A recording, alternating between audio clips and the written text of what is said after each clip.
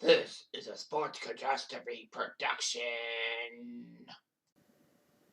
Hey there, ho there, it's Jeff Cutter and welcome you to another Sports Catastrophe birthday boy.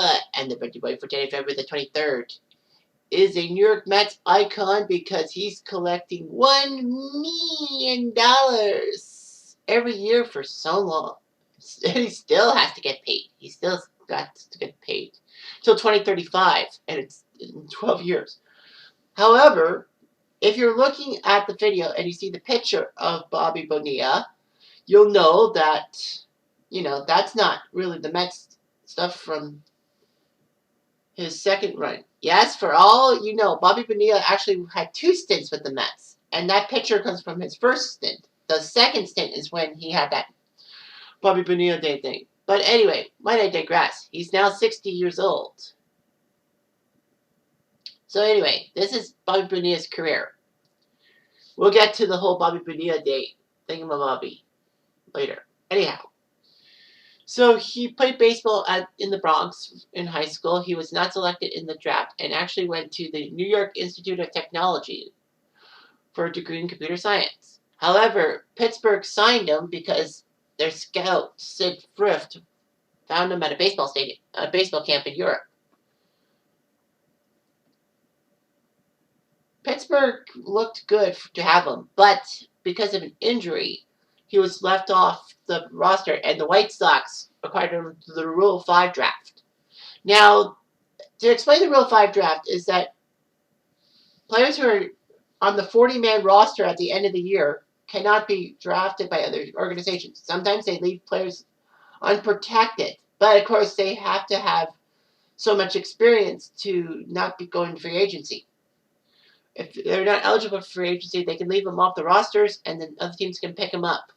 Now, the rule of the Rule 5 draft is that they have to be on the Major League roster for the entire year or else be traded back to the team that they came from. So, the White Sox took him, and Bonilla made his debut with the White Sox. However, Thrift, who went from scout to GM of the Pirates, actually realized he wanted Bonilla back, so he decided to trade Jose de Leon to the White Sox to get Bonilla back. Bonilla would play in the Puerto Rican Winter League, and Bonilla became the starting third baseman in 1987. People forget that Bonilla started as an infielder, not an outfielder. Unfortunately, because of his error streak, he actually moved to right field. It was a good outfield with Barry Bonds and Andy Van Slyke there. And now the Pirates do quite well at getting to the NLCS. Unfortunately, though, they fell in 6 games to the Reds in 1990 and 7 games in 91 to the Braves. Bonilla had 114 home runs and 500 RBIs with the Pirates from 86 to 91, and it looked pretty good. But he became a free agent, and the Pirates didn't decide to sign him. So by December 91, the Mets picked him up. Remember, as I said, this is his first tour, not his second tour. So anyhow, he signed a 5-year, $29 million contract. So that was about almost $6 million a year and all that. For 3 years, he was the highest paid player in the NL. Unfortunately, his offensive production didn't show he deserved the $5+ million contract. In his 3.5-year tenure with the Mets, he only hit 91 home runs. He did get to 2 All-Star games in 93 and 95. But of course, in baseball, because they have enough positions and enough teams in each league, each team has to have one player from each team. So even if you're crap, like the Blue Jays were in the early days, you have to have someone in the All-Star game. But anyway, yeah, he just had a contentious relationship with the baseball media. He actually, in his introductory press conference, said, "I know you all are going to try, but you're not going to wipe the smile off my face." That's kind of a death sentence, if you ask me. Bonilla also didn't help his case by playing on some of the crappiest Mets teams of all time, including the 93 squad. But anyway, at the trade deadline in 95, Bonilla was traded to Baltimore for Damon Buford and Alex Ochoa. And he played for Baltimore in the 96 ALCS. W. So anyway, yeah. That was huge. And then after the 96 season, he was granted free agency and signed with the Marlins, reuniting with Jim Leyland, who was his manager with the Pirates. And Bonilla did help the Marlins win the 97 World Series. If memory serves me right, didn't he have a key hit in Game 7 of the 97 World Series? Probably he did. I can't remember. But yeah, Bobby Bonilla, won a World Series ring with the Marlins. And then, just like almost every other high-priced player, the Marlins traded him away or let him get away, free agency. The Marlins traded Bonilla to the Dodgers in 98 in that famous trade.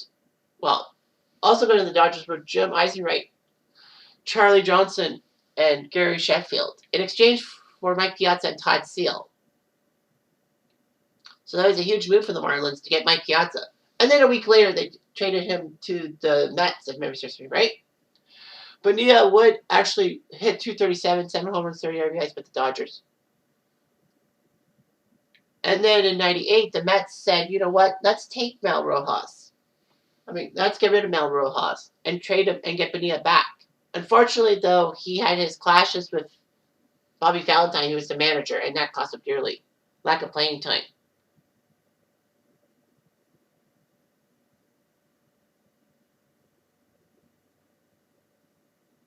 Bonilla was not happy with his playing time and all that, but it didn't matter. Anyway, after his subpar 99 season, the Mets released Bonilla, but the problem was he owed them $5.9 million. They still owed him $5.9 million. Bonilla and his agent offered a deal. The Bonilla would defer payment for 10 years, and the Mets would give him a $1.19 million paycheck for 25 years. So the payout was $29.8 million.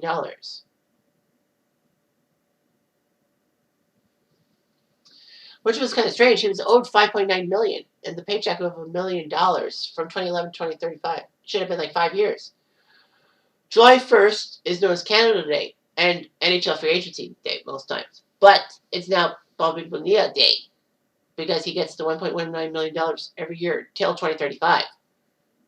The Mets owner accepted the deal because he was heavily invested with Bernie Madoff and his Ponzi schemes and all that.